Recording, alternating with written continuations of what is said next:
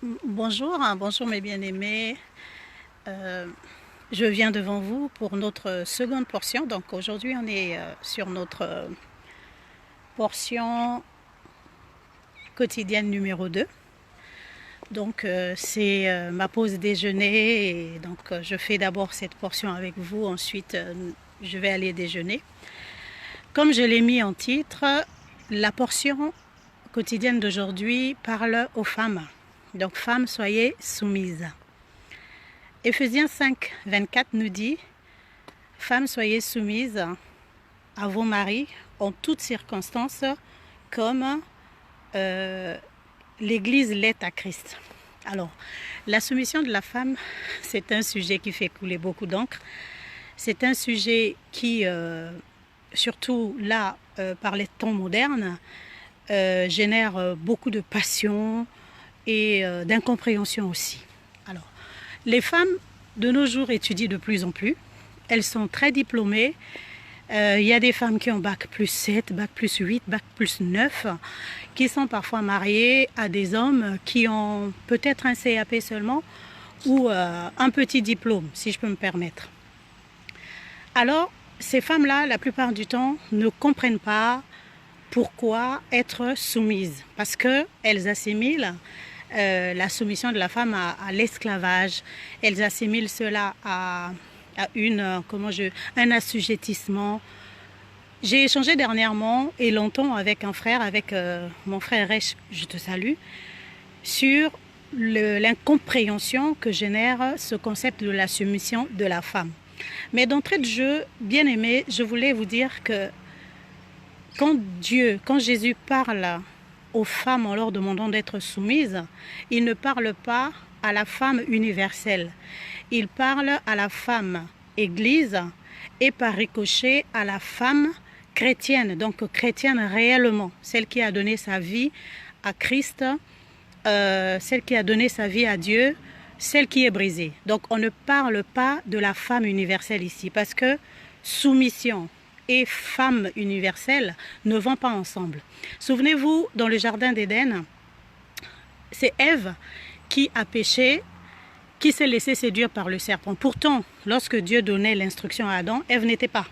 Donc lorsque le serpent s'est présenté à Ève pour lui dire, Dieu a-t-il réellement dit, vous ne mangerez pas du fruit de l'arbre de la connaissance du bien et du mal, elle aurait dû aller demander à Adam, voilà l'instruction que tu m'avais donnée, vient d'être remise en question par le serpent. Mais elle ne l'a pas fait, elle a décidé. Parce que la rébellion, en fait, va dans la nature de la femme. La rébellion, c'est quelque chose qui est attaché à la peau de la femme. La femme, c'est un être qui décide, en fait. La femme, c'est un être qui ne veut pas se laisser marcher dessus. Quand les gens disent la femme, naturellement, elle est douce et tout, c'est complètement faux. La femme, elle n'est pas douce naturellement. C'est la femme brisée qui est douce. C'est la femme brisée qui est naturellement soumise. En fait, la soumission n'est pas quelque chose de naturel chez la femme. Et si on ajoute à cela le niveau d'instruction, le niveau d'études, l'émancipation de la femme et la parité exigée dans nos sociétés démocratiques modernes, ça vient ajouter de la complexité à cette notion de soumission de la femme. Mais je ne parle donc pas aux femmes qui ne sont pas soumises. Je ne parle pas aux femmes qui n'ont pas encore donné leur vie à Christ. Je parle plutôt à ces femmes-là qui forment des membres du corps de Christ qu'on appelle l'Église. Donc c'est à ces femmes-là que je suis en train de parler. Bien-aimés, la soumission de la femme te questionne. La soumission de la femme te pose un problème. Tu te dis, est-ce que parce que je suis soumise, je dois dire oui à tout? Je deviens comme un mouton, je deviens béni, oui, oui, j'accepte tout ce que me demande mon mari. Je n'ai pas le droit de parler, je n'ai pas mon opinion à donner. Non, bien-aimé, la soumission de la femme, ce n'est pas du tout ça. Quand Dieu nous demande à nous femmes d'être soumises à nos maris, ce qu'il nous demande en réalité, c'est de les respecter. C'est de les aimer, de les respecter, de leur assigner le rôle de Seigneur. Dans notre vie, c'est de leur assigner le rôle de chef. C'est les mettre au niveau où Dieu voudrait qu'ils soient. Nous, femmes, nous sommes comparés à la femme église qui, elle est soumise à Christ. Donc le niveau où la femme église met Christ, c'est le niveau où il t'est demandé à toi, femme chrétienne, de mettre ton mari en fait. Être soumise, c'est le respecter. Être soumise, c'est le comprendre, l'accompagner. Être soumise, c'est faire au mieux pour que cet homme-là, que Dieu, aux côtés duquel Dieu t'a placé, puisse donner sa vie à Christ et monter avec Christ jusqu'à atteindre la stature parfaite. C'est ça, être soumise. Donc, si ton mari te dit de faire des choses qui sont contre nature, tu ne le feras pas. Ce ne sera pas de l'insoumission parce que retiens une chose, ma sœur, c'est que la soumission primordiale, prioritaire, est celle qui est due à Dieu. Parce que tu n'es pas seulement la femme de cet homme, mais surtout, tu es Église, femme de Christ. Donc ta loyauté première va à l'Église, non, va à Christ, excusez-moi, parce que tu es Église. Ta loyauté première va à Christ. Ensuite seulement, tu obéis à ton mari. Donc ça dépend de ce qu'il te demande de faire. Si ce qu'il te demande de faire est à l'encontre de ce que ton maître premier, donc ton premier mari, qui est Christ, te dit, alors tu ne le feras pas. Il y a des femmes qui me disent, tu ne sais pas ce que nous traversons. C'est facile pour toi, qui ne vis pas telle ou telle autre situation, de nous dire d'être soumise. Vous savez, il n'y a pas de mariage où ça soit rose tout le temps. Il n'y en a pas. Sinon, je demande à voir. Il y a des problèmes dans tous les mariages. Dans tous les mariages, il y a des situations compliquées. Ce n'est pas rose tout le temps. Il y a des moments où il y a des hauts, il y a des moments où il y a des bas. Si vous voyez le verset tel que la Bible nous le dit, le verset est à l'impératif. On dit « Femmes, soyez soumises ». C'est un ordre. On ne nous donne pas une possibilité, on ne nous donne pas une option, on nous oblige.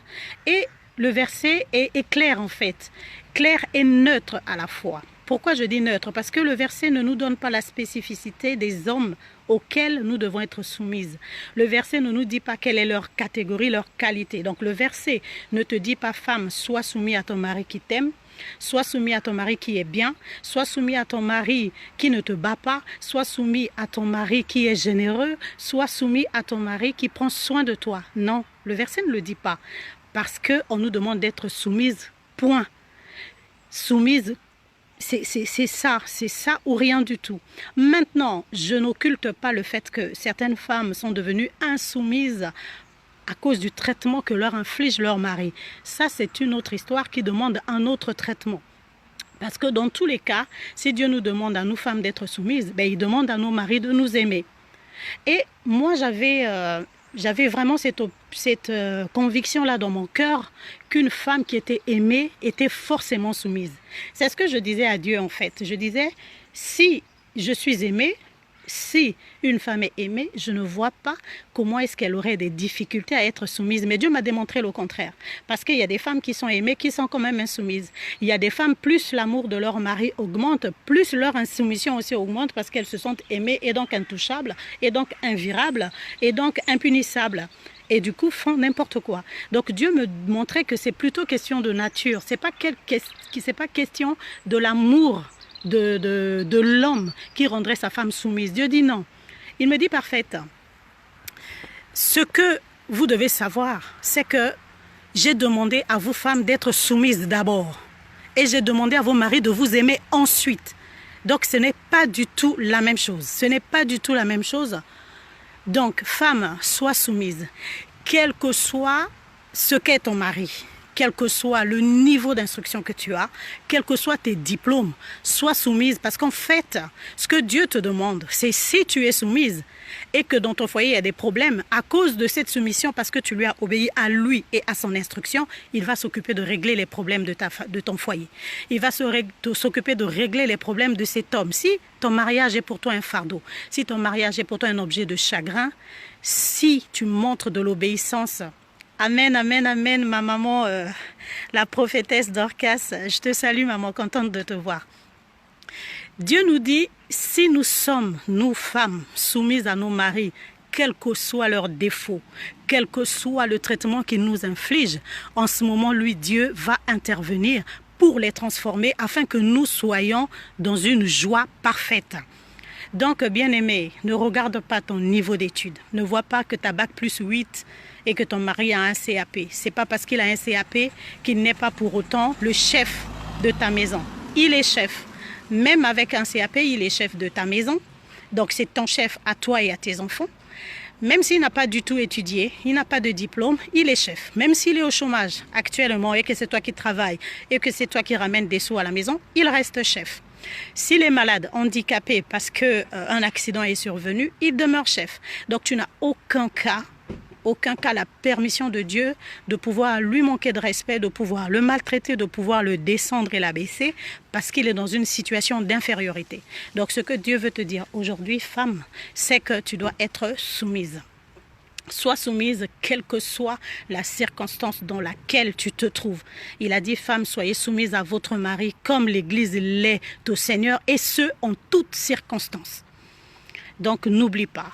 Je n'occulte pas le fait que tu peux être dans un mariage qui te fait souffrir. Je n'occulte pas le fait que tu peux traverser des situations très galères. Mais une chose est sûre, si tu obéis à Dieu, Dieu prend à bras le corps ton problème et vient à ton secours. Que Dieu te bénisse. N'oubliez pas, nous sommes sur YouTube, la Bergerie TV. Donc tout collé, la Bergerie TV, tout attaché. Abonnez-vous, cliquez sur la cloche des notifications. Et Dieu n'arrêtera pas de nous bénir. Vraiment que le Seigneur vous bénisse. Je vous dis bon appétit à ceux qui sont en pause déjeuner comme moi. Et on se retrouve prochainement pour la portion quotidienne numéro 3. Allez, ciao!